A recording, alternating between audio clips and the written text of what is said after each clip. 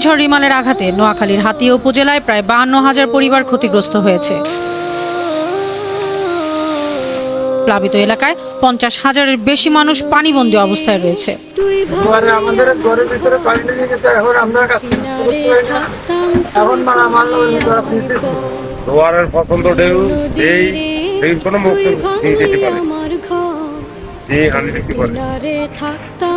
জেলা আবহাওয়া পর্যবেক্ষণ কেন্দ্র জানিয়েছে, ঘূর্ণিঝড় রিমালের প্রভাবে নোয়াখালী জেলা জুড়ে আজ ভোর থেকে থেমে থেমে ঝোড়ো হাওয়া বয়ে যাচ্ছে।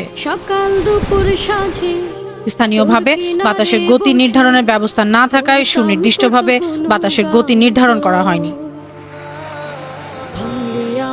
তবে ধারণা করা হচ্ছে ঘন্টায় ৬০ থেকে ৭০ কিলোমিটার বেগে বাতাস বইছে।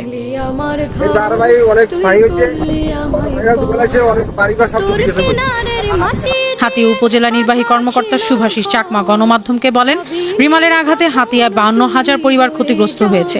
সবচেয়ে বেশি ক্ষতিগ্রস্ত এলাকা হলো নিঝুম দ্বীপ। সেখানকার বেশিরভাগ কাঁচা ঘরবাড়ি ক্ষতিগ্রস্ত হয়েছে। জোয়ারের পানিতে পুরো নিঝুম দ্বীপ ৪ থেকে ৫ ফুট পানিতে ডুবে গেছে। এছাড়া ঝড়ে ক্ষতিগ্রস্ত হয়েছে সুখচর, নলচিরা, চরকিং, তমরুদ্দি ও চর ঈশ্বর ইউনিয়ন।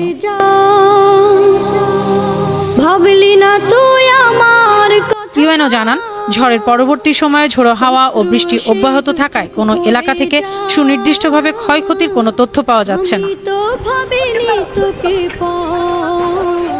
News desk, ৫২ TV. আমার ঘর তুই করলি আমায় পর, ভাঙলি আমার ঘর তুই করলি আমায় পর। ও নদী রে তুই ভাঙলি আমার ঘর, তোর কিনারে থাকতাম তুই করলি আমায় পর।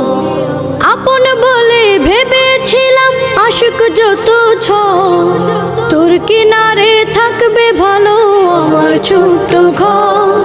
আপন বলে ভেবেছিলাম আশুক যত ঝড়, তোর কিনারে থাকবে ভালো আমার ছোট ঘর। কিন্তু এমন করলি কেন বল, আমার সাথে করলি বড় ছ।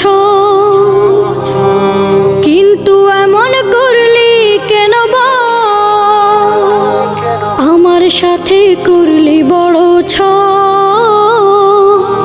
আমি তো ভাবিনি তোকে ভাঙলি আমার ঘর তুই করলি আমায় পর, ভাঙলি আমার ঘর তুই করলি আমায় পর।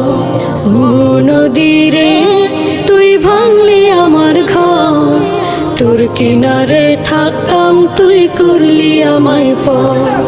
সকাল দুপুর সাঁঝে তোর কিনারে বসে, সকাল দুপুর সাঁঝে তোর কিনারে বসে করতাম কত গুণগান তোর।